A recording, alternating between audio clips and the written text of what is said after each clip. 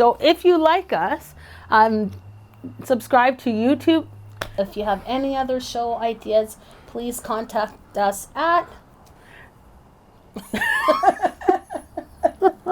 Nikki, what do you think about kids getting participation awards?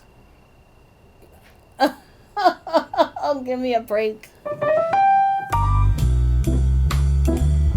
Welcome to Twin Talks. I'm Nadia. And I'm Nikki. Today we had an audience member give us a great topic. So the topic that they wanted us to discuss is whether or not everybody should get participation awards when you're playing sports. Should everybody get a medal? Should all the kids get a medal, or just the top 3? What do you think? I think we could lose the medals. That's mine. Show's gonna be short. I lose the medals. Well, I think the top 3 should get something. The top 3 will get medals. If it's at all competitive or any part, then of course maybe top 3 or top 5. But what I'm saying is, like, the whole field does not need to get a medal. Why top 5? I think the top 3, and Whatever. that's it. Top 3, whatever. Gold, silver, bronze. Okay. 4th, try again next year. I just don't think that we need to be giving medals to everybody. But what if it's a fundraiser? Even if it is a fundraiser, why do you need that participation medal? What are you going to do with it? Well, some people... Participation. Like, why? You know that you've done it, so why? Well, sometimes people train, Nikki, for like months and months and months, and they want to have the physical thing to say that I ran the 10K even though I'm not a distance runner. But you know you ran it. That's the reward, the intrinsic reward. Okay. Like, you know, it's nice, but, you know, you have your silent rewards intrinsically. That should be something. No, I'm just playing devil's advocate, though. Don't roll your eyes. God's sake, stop. Okay, I agree with you, but I'm playing the devil's advocate.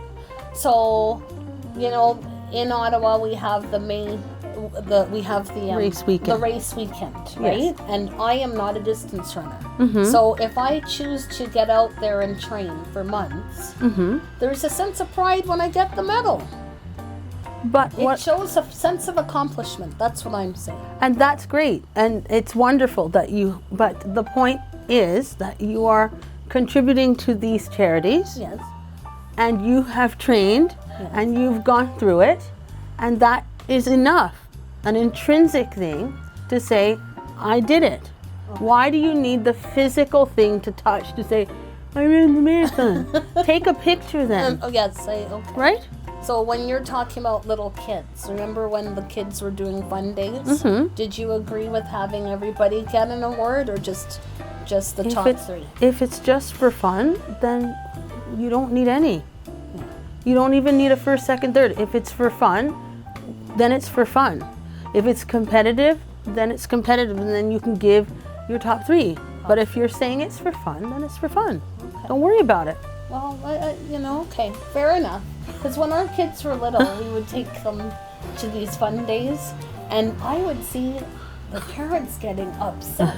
He came 3rd. No, he didn't. He was the 4th. She came 3rd. And so it's like one of those things where they want to say that the kid got the medal. But I think if they're out there and they're top 3, that's fine. Even in the track meets, you know, top 3, in my opinion.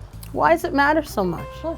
Why does it matter to just get that medal? When you're teaching your kids to compete, it is true. If you give them all an award, they're not going to see that they got to get better, right? If you want to make it to the Olympics and you came 4th, that means you got to try harder the next time. It doesn't mean that you're any worse off. You just got to work a little bit harder. I think it is important to have something for the kids to strive for, right? Do you I think agree? it's something for the kids to strive for, but I guess the issue for me is that if you keep giving people physical awards and medals and for everything, then you've missed the whole point on everything. You don't always need to get the gold star when you do well at something. Yeah, that's true. You just need to feel that you've done well. Yeah. And that should be enough. And that's what you need to teach everybody. That's true. Right? It is true. Because When you grow up, you're not getting the gold star every time.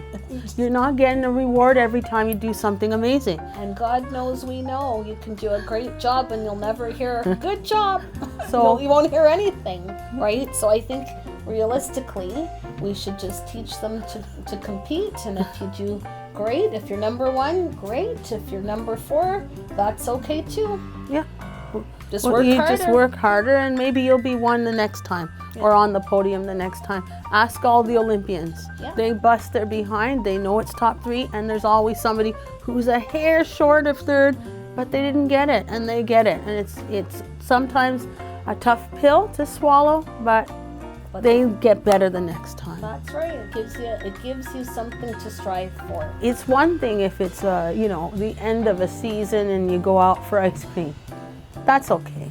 But you see, everyone's like, you did such a great job, and every week you're going out for ice cream. So then what was the point on the exercise? Yes, that's true. The whole point of the exercise is to give them a healthy way of living, and you don't need to always, reward with food or medals. Yeah, I do agree with that. But it's not always about the physicality. It could be something intellectually.